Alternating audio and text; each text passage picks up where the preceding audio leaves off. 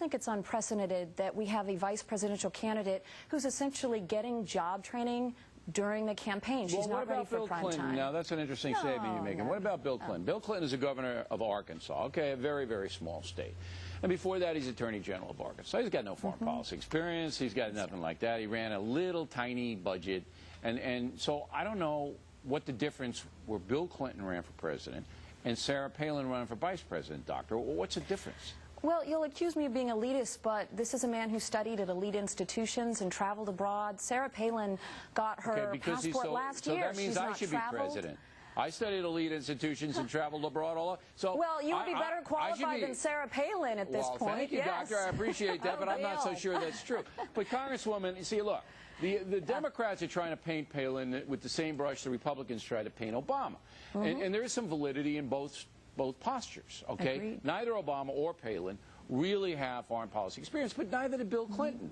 He had bupkis. And Jimmy Carter had less than Clinton because Jimmy Carter was in the Navy. Now, I consider that an elite institution. Well, they were running for the presidency, though, Bill. She's a vice presidential candidate with no experience, essentially. Well, Clinton didn't have any experience either. Go ahead, Congresswoman.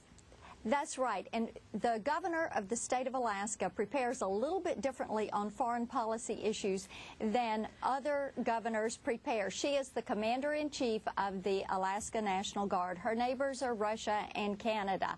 Also, what we know about Sarah Palin is that she has executed well in her role as governor. Then why is she so reticent, then, Congressman, to answer some questions? I mean, look. If you're standing there with Karzai and he's got the little hat on and everybody's smiling, I mean, come on, you lob a few questions in there like what did you talk about or how's things in Kabul, you know? What's wrong with it? I don't understand why they're walling her off.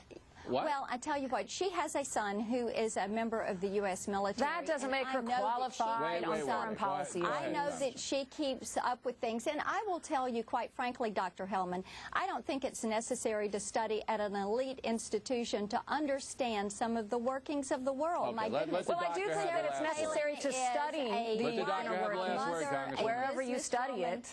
And she is certainly a student of things that affect the She is the least qualified vice presidential candidate we've ever had.